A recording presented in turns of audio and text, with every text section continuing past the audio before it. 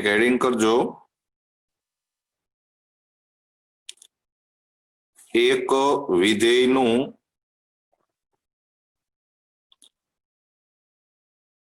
बीजा विधेय ने सापेक्ष विकलन। एक विधेयनु बीजा विधेय ने सापेक्ष विकलन। हवे आमां छे ने कोई नवो नियम नथी के नवुं कोई सूत्र नथी, सीधो एक दाखलो ज समजवानो छे અને એક જ દાખલા ઉપરથી તમને ખબર પડી જશે। ધારો કે તમને આમ પૂછ્યું છે કે sin x નું cos x ને સાપેક્ષ વિકલન શોધો। sin x નું cos x ને સાપેક્ષ વિકલન શોધો। ધારો કે આવું પૂછ્યું। આ જ વસ્તુને જો તમારે સંકેતમાં લખવી હોય તો આમ પૂછે કે d sin x by d cos x। આ આપણે શોધવાનું છે। sin x નું cos x ને સાપેક્ષ વિકલન આપણે શોધવાનું છે। આ એક વિધેયનું બીજા વિધેયને સાપેક્ષ વિકલન એવું થયું। તો હવે તમારે શું કરવાનું કે એક વિધેય છે એને u કહી દો, એટલે u બરાબર sin x। બીજા વિધેયને v કહી દો, v બરાબર cos x। આ u નું તમે વિકલન કરો તો du by dx, તો આ sin x નું થાય cos x। આ dv by dx, તો આ cos x નું થાય માઇનસ sin x। હવે આપણે શોધવાનું છે d sin x by d cos x। તો આ એકચ્યુઅલી થઈ ગયું du by dv। આ sin x એટલે આપણે u ધારેલું છે, cos x એટલે આપણે v ધારેલું છે, અને du by dv માટે આપણી પાસે આવું સૂત્ર છે કે du by dx છેદમાં dv by dx, આવું આપણે કહી શકીએ। તો આ du by dx આપણે શોધેલું છે cos x છેદમાં dv by dx એટલે માઇનસ sin x, એટલે જવાબ આવી જાય માઇનસ cot x। લ્યો આ તમારે જવાબ આવી ગયો।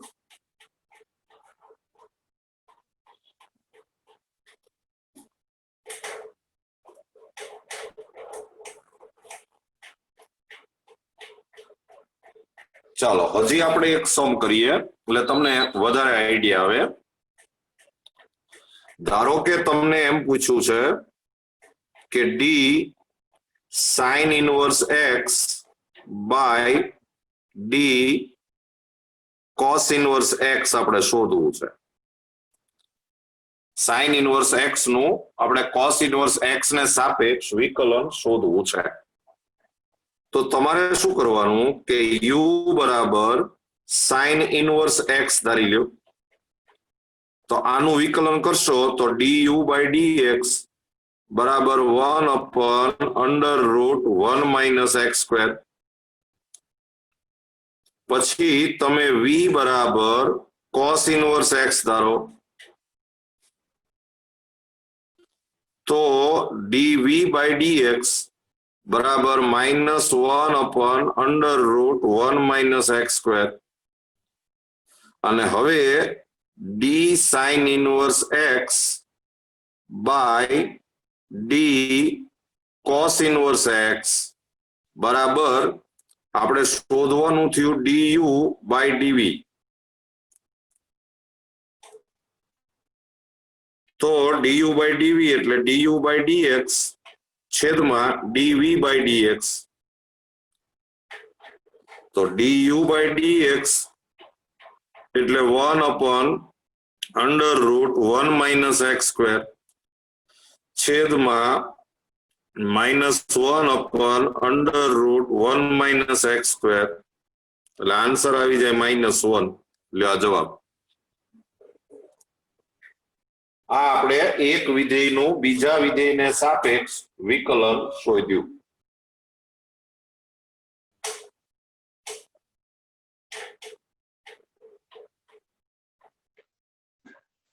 ચાલો હવે હું તમને આ સમ કરાવું છું, જરા જોઈ લેજો. u બરાબર sin³ x અને તેથી du/dx બરાબર આનું વિકલન થાય 3sin²x પણ પાછું d/dx of sin x, એટલે આ થઈ જાય 3sin²x into cos x. પછી v બરાબર cos³x, તો dv/dx બરાબર 3cos²x પણ પાછું d/dx of cos x. તો આ થઈ જશે -3cos²x into sin x. અને પછી આપણે શોધવાનું છે du/dv, તો ઇઝ ઇક્વલ ટુ du/dx છેદમાં dv/dx. તો આ થયું du/dx એટલે 3sin²x into cos x છેદમાં -3cos²x into sin x. તો આ 3 ને 3 કેન્સલ, આ એક cos x કેન્સલ, આ એક sin x કેન્સલ, એટલે વધ્યું sin upon cos, એટલે આન્સર આવે -10x.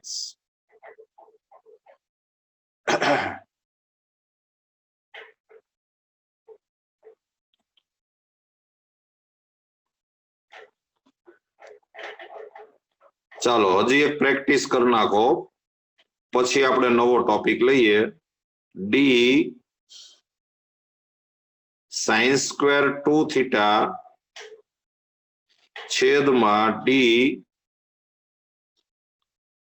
cos²2θ. ચાલો કરો જોઈએ.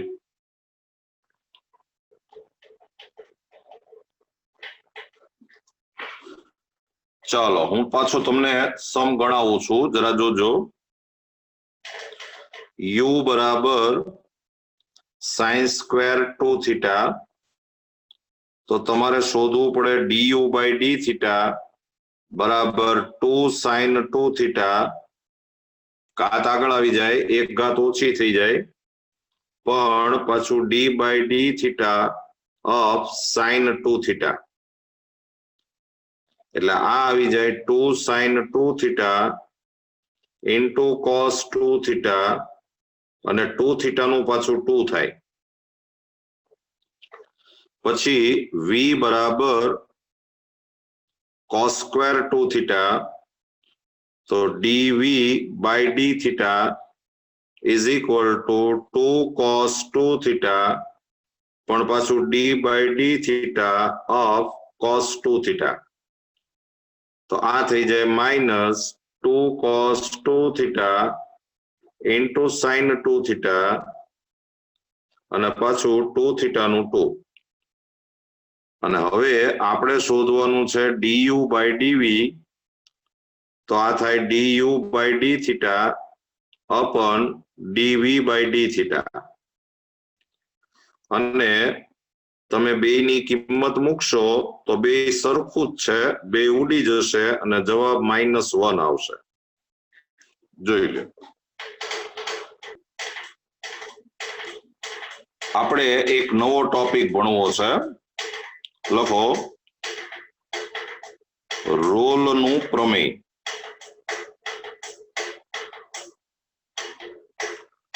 રોલનું પ્રમેય.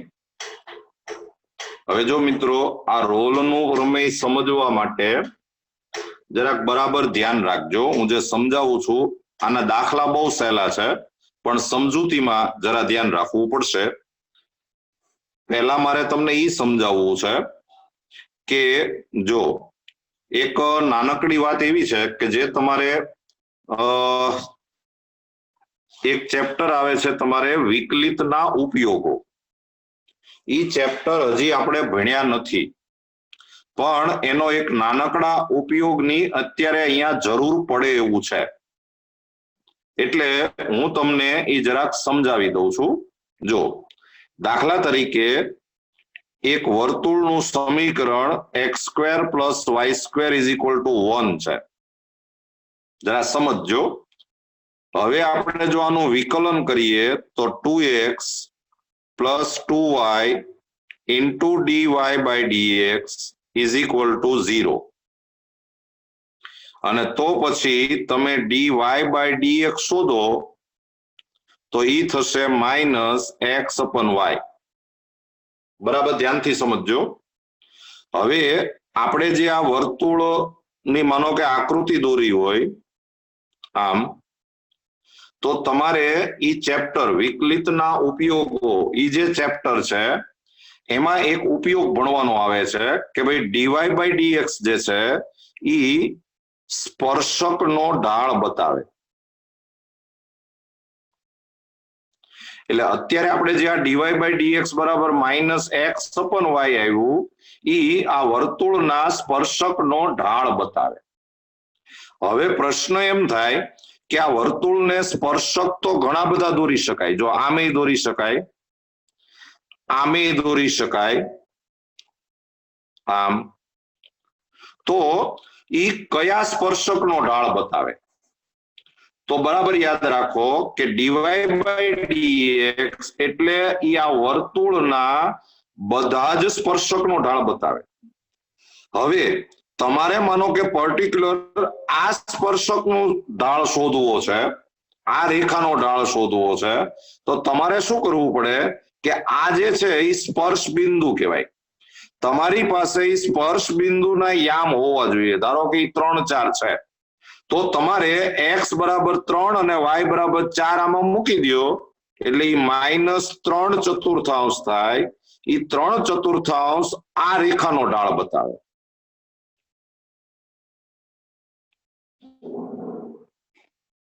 આ તો મેં અઠે ગઠ્ઠે બિંદુ લીધું છે 3/4, બાકી હોય ન શકે, કારણ કે આ સમીકરણ સંતોષાય એવું એક બિંદુ હોય.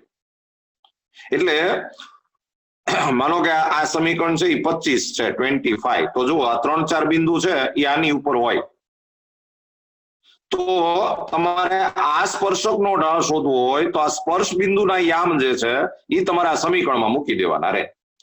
તમારે માનો કે આ સ્પર્શકનો ઢાળ શોધવો છે તો આ જે સ્પર્શ બિંદુ જે કાંઈ હશે એ સ્પર્શ બિંદુની કિંમત તમે આમાં મૂકી દો. ધારો કે આ સ્પર્શ બિંદુ છે એ AB છે, તો તમારે આનો ઢાળ શોધવો હોય, આ રેખાનો ઢાળ, તો એ થાય -a/b. x એટલે a અને y એટલે b. ટૂંકમાં આમ યાદ રાખજો કે કોઈ પણ વક્ર હોય y = f(x), એમાં તમે જો dy/dx શોધો, અથવા તો આપણે એમ કહીએ કે f'(x) શોધો, એ f'(x) સ્પર્શકનો ઢાળ બતાવે. આટલી મારે એક અત્યારે જરૂર છે. અને એમાં તમારે આ x એટલે સ્પર્શ બિંદુનો x યામ. અને માનો કે અહીંયા જવાબમાં x અને y બંને હોય તો તમારે સ્પર્શ બિંદુના x યામ અને y યામની કિંમત આમાં મૂકવી પડે એટલે તમને સ્પર્શકનો ઢાળ બતાવે. મારે એક આટલી જરૂર હતી, એ મેં તમને સમજાવી દીધું. હવે જુઓ રોલનું પ્રમેય શું છે એ જરાક આપણે સમજીએ. જો દાખલા તરીકે તમને એક વિધેય આપ્યું છે y = f(x), બાજુમાં એનો પ્રદેશ આપ્યો છે કે x belongs to સંવૃત અંતરાલ a to b. આવો એનો પ્રદેશ આપેલો છે. હવે આપણે આની અંદર તમને એક શરત એમ આપેલી છે કે આ જે વિધેય છે એમાં ધારો કે f(a) = f(b) થાય છે એવું એને આપી દીધું છે. બીજી શરત તમને એમ આપી છે કે f છે એ સંવૃત અંતરાલ A to B માં સતત છે એવું આપી દીધું છે. ત્રીજું તમને એમ આપ્યું છે કે F એ વિવૃત અંતરાલ A to B માં વિકલનીય છે એમ આપી દીધું છે. હવે આ જે ત્રણ શરત આપેલી છે એનો મતલબ શું થાય એ આપણે સમજીએ. ધારો કે આપણે આનો આલેખ દોરવા નીકળીએ, આપણે માનો કે આનો આલેખ દોરવો છે, તો તમે અહીંયા ધારો કે x બરાબર a છે, અહીંયા ધારો કે x બરાબર b છે. તમે x બરાબર a આમાં મૂકો એટલે y આમ થાય f of a. એટલે ધારો કે આ પહેલું બિંદુ, આ a બિંદુ, એના યામ a f of a છે. આલેખ દોરવો હોય તો તમારે x ની કિંમત આમાં મૂકતા જવી પડે, y શોધવો પડે. આપણે એક આખું ટેબલ બનાવીએ અને આલેખ દોરીએ. તો x બરાબર a મૂક્યું એટલે y બરાબર f of a આવ્યું, એટલે પહેલું બિંદુ આ આવ્યું. અહીંથી આલેખ શરૂ થાય છે. પછી તમે x બરાબર b લ્યો ત્યારે y બરાબર f of b થાય છે. જો હવે સમજો, આ જે બિંદુ મૂક્યું એમાં તમને ખબર હશે કે આ અંતર છે એને x યામ કહેવાય, આ અંતર છે એને y યામ કહેવાય. આટલું છે ને એ f of a જેટલું થાય. આ હવે તમારે અહીંયા x બરાબર b લ્યો તો y બરાબર f of b આવે છે. તો છેલ્લું બિંદુ છે એમાં f of a અને f of b બે સરખા છે, એટલે છેલ્લું બિંદુ છે ને એ આ લાઈનમાં જ આવશે, અહીંયા ક્યાંક આવશે. જો આ ધારો કે b બિંદુ છે, એના આમ b f of b છે. એટલે પહેલી શરત જે આપેલી છે એનો મતલબ એમ થયો કે આલેખ અહીંથી શરૂ થાય છે, અહીંયા પૂરો થાય છે. જો આ જે છે ને આ બિંદુનો y એમ કહેવાય f of a, આ બિંદુનો y એમ કહેવાય f of b, અને f of a અને f of b બે સરખા છે એવું તમને આપેલું છે. એટલે આ બિંદુ છે એ આની લાઈનમાં જ આવે, આ b બિંદુ અહીંયા ક્યાંય ન આવે, આની લાઈનમાં જ આવશે. એટલે પહેલી શરતનો મતલબ આવો થયો. બીજી શરતનો મતલબ એમ થાય કે તમે આની ને આની વચ્ચે જે આલેખ દોરશો એ સતત છે. સતત છે એટલે એક ધારો છે, વચ્ચે ક્યાંય કટકો પડતો નથી. એટલે તમારે છે ને આલેખ આમ એક ધારો દોરવાનો, ક્યાંય કટકો પડ્યા વગર.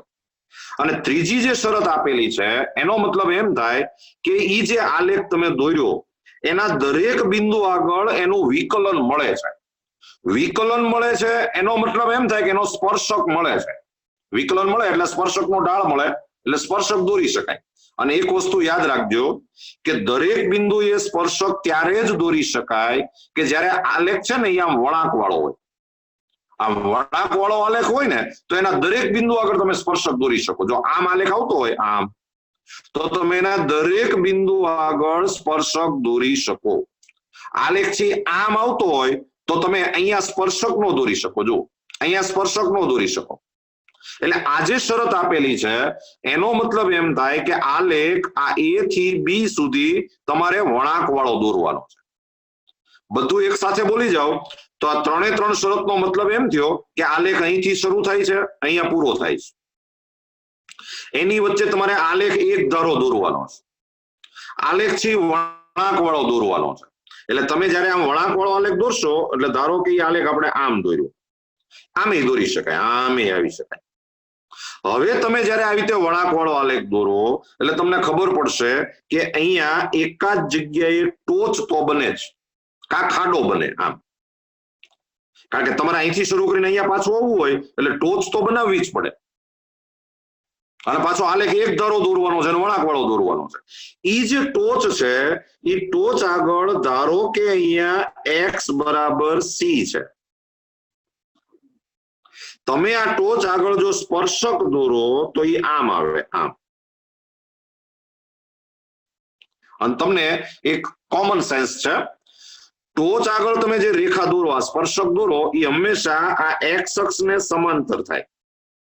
આ સમક્ષિતિજ છે એમ કહેવાય. અને સમક્ષિતિજ હોય એટલે આ રેખાનો ઢાળ શૂન્ય થાય. અને તમને ખબર છે કે આ સ્પર્શકનો ઢાળ એટલે આપણે એને f' c કહી શકીએ, f' x. પણ અહીંયા x બરાબર c છે એટલે f' c બરાબર 0 થાય. તો આની અંદર તમને f ડેશ c બરાબર 0 થાય એવો એક c મળે અને c ની કિંમત હંમેશા a અને b ની વચ્ચે જ હોય, કારણ કે આ ટોચ બને એ a અને b ની વચ્ચે જ બને. તો આખું જે આ સ્ટેટમેન્ટ છે કે જો કોઈ વિધેયમાં 3 શરતનું પાલન થતું હોય તો તમને એક c બિલોંગ્સ ટુ વિવૃત અંતરાલ ab એવો મળે કે જેથી f ડેશ c બરાબર 0 થાય. આજે હું બોલ્યો એને રોલનું પ્રમેય કહેવાય. તમે રોલનું પ્રમેય એવું હેડિંગ કરી અને હું લખાવું એમ તમે લખતા જાઓ. તમે લખતા જજો મારી સાથે જ. હું લખતો નથી, હું બોલું છું, તમે મારી સાથે લખતા જજો. લખો. ધારો કે વિધેય y is equal to f of x એ સંવૃત અંતરાલ a to b માં વ્યાખ્યાયિત છે.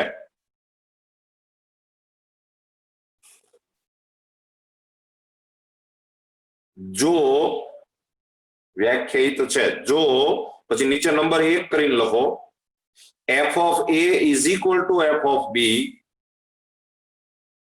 થાય, f of a is equal to f of b થાય. પછી નંબર 2 કરીને લખો f એ સંવૃત અંતરાલ a to b માં સતત હોય. નંબર 3 કરીને લખો f એ વિવૃત અંતરાલ ab માં વિકલનીય હોય.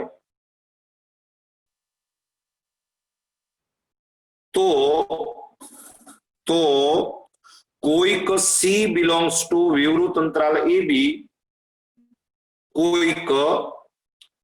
કોઈક c બિલોંગ્સ ટુ વિવૃત અંતરાલ ab એવો મળે કે જેથી f ડેશ c બરાબર 0 થાય. f ડેશ c બરાબર 0 થાય. જો આજે હું સ્ટેટમેન્ટ બોલ્યો એને રોલનું પ્રમેય કહેવાય. તમે રોલનું પ્રમેયનું જે સ્ટેટમેન્ટ લખ્યું એની નીચે આ આકૃતિ દોર નાખો, આપણે જરૂર પડવાની છે. એની નીચે આ આકૃતિ દોરો, મેં જેમ દોર્યું છે એમ દૂર નાખો.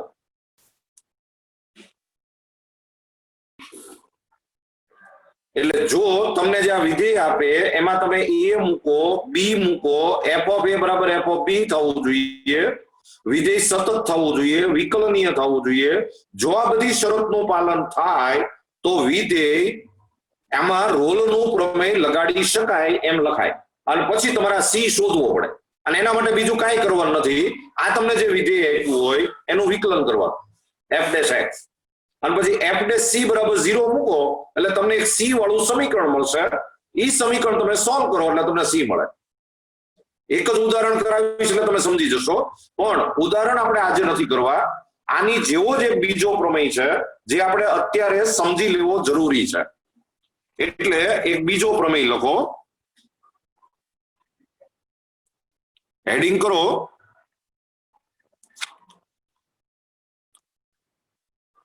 મધ્યકમાન પ્રમેય.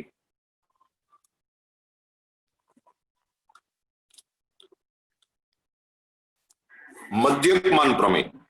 હવે એમાં શું હોય કે એમાંય તમને આમ વિધેય આપશે y is equal to f of x. તમારે હમણાં કઈ લખવાનું નથી, હું જે લખું છું એ સમજો, પછી તમને લખવાનું કહું. તમને પ્રદેશ આપ્યો હશે x belongs to સંવૃત અંતરાલ a to b, બાજુમાં આવું આપેલું હોય. પછી આમાં તમને બે જ શરત આપી હશે. એક શરત એમ આપી હશે કે f એ સંવૃત અંતરાલ a to b માં સતત છે.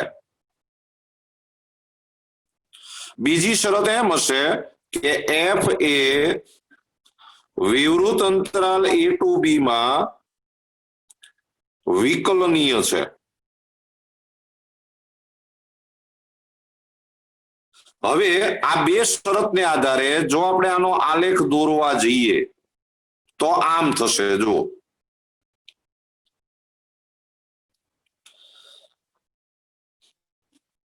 અહીંયા ક્યાંક ધારો કે x બરાબર a છે, અહીંયા ક્યાંક x બરાબર b છે.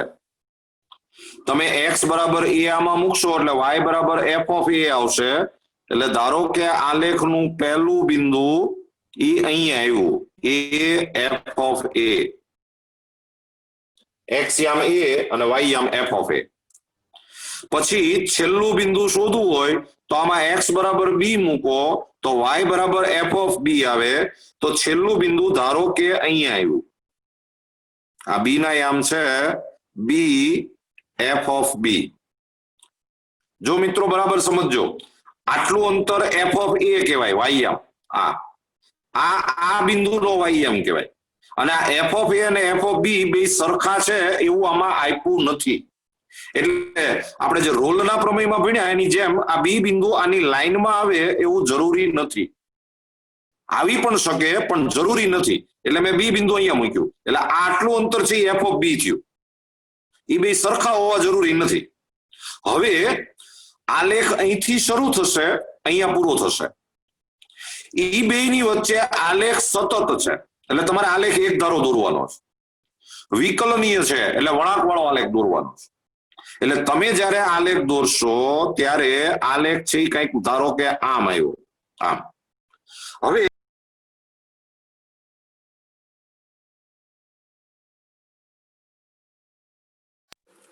આમાં હું તમને એવું નથી કહેતો કે ટોચ બનશે, એવું નથી કહેતો, પણ હું તમને આમ કહું છું. જો તમે આ રેખા AB ને જો જોડી દો આમ,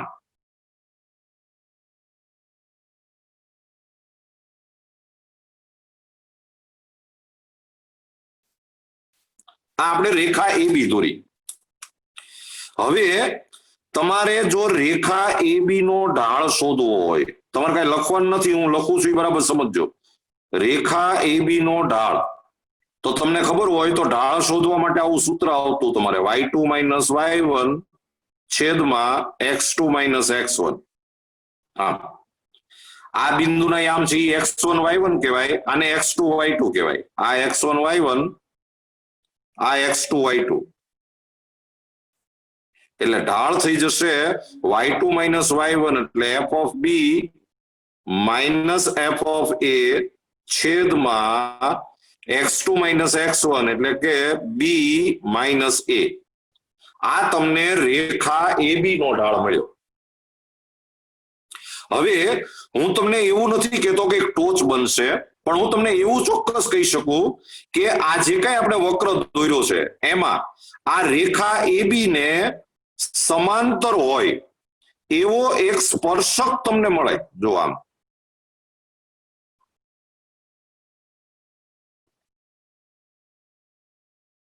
આ જે સ્પર્શક છે એ આ રેખા AB ને સમાંતર છે, એવો એક સ્પર્શક તમને 100% મળે છે. ધારો કે સ્પર્શક જ્યાં મળે છે ત્યાં અહીંયા આ x બરાબર c છે.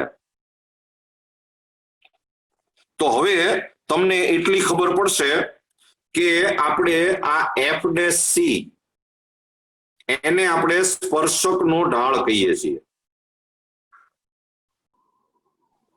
આપણે જે વિકલન કરીએ એ સ્પર્શકનો ઢાળ બતાવે અને એમાં x બરાબર c મૂકી દો એટલે તમને આ સ્પર્શકનો ઢાળ બતાવે. આમાં ઢાળ બરાબર f' c થાય. અને હવે તમને એ પણ ખબર હોય કે બે સમાંતર રેખા હોય એના ઢાળ સરખા હોય, એટલે સ્પર્શકનો ઢાળ અને રેખા AB નો ઢાળ બે સરખા થાય. રેખા AB નો ઢાળ આપણે શોધ્યો એટલે હું આમ કહી શકું કે આ f' c બરાબર આમ થાય કે f of b minus f of a છેદમાં b માઇનસ a. અને એમાં આ c ની કિંમત a અને b ની વચ્ચે જ આવે. આ a અને b ની વચ્ચે જ આ c ની કિંમત આવશે. તો આપણે જો આમ સ્ટેટમેન્ટ બોલીએ કે કોઈ એક વિધેય માટે આ શરતનું પાલન થાય, આ શરતનું પાલન થાય, તો તમને કોઈક એક c એવો મળે કે જેથી f' c બરાબર આવું થાય. આ જે સ્ટેટમેન્ટ છે એને મધ્યકમાન પ્રમેય કહેવાય. જો રોલનું પ્રમેય અને મધ્યકમાન પ્રમેય બેમાં ફરક એટલો છે કે રોલના પ્રમેયમાં સી શોધવા માટે એફ ડેશ સી બરાબર 0 એવું સૂત્ર તમારે ઉપયોગમાં લેવાનું અને મધ્યકમાન પ્રમેયમાં સી શોધવા માટે એફ ડેશ સી બરાબર F of B minus F of A upon B minus A આ સૂત્રનો ઉપયોગ કરવાનો. તો હવે તમે એક હેડિંગ કરો મધ્યકમાન પ્રમેય. હું લખાવું એમ લખતા જાઓ. મધ્યકમાન પ્રમેય. હું જે રીતે લખાવું એ રીતે તમે લખતા જાઓ.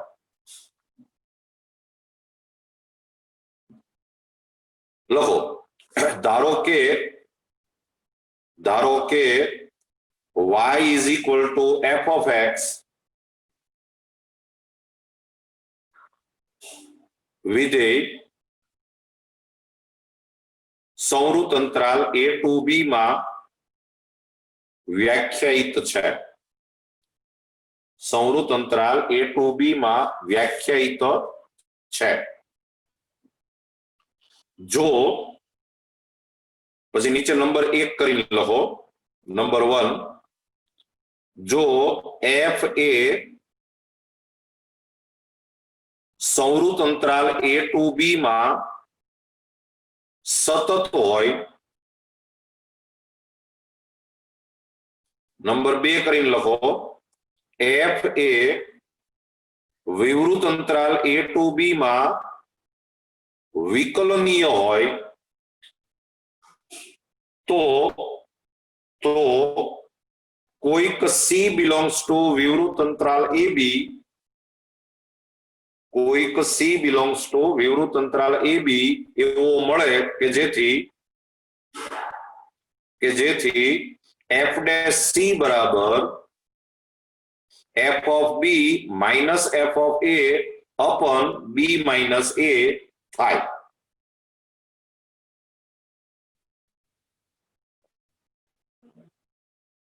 લ્યો, આ જે હું બોલ્યો એ મધ્યકમાન પ્રમેય કહેવાય.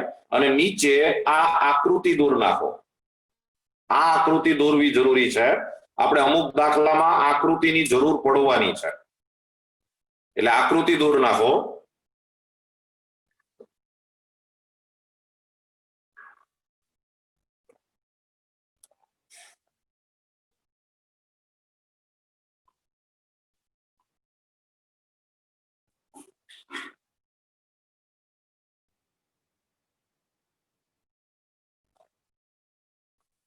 ચલો, તો હવે તમારે મધ્યકમાન પ્રમેય અને રોલનું પ્રમેય એના જે ઉદાહરણ આપણે થોડાક કરવા પડશે.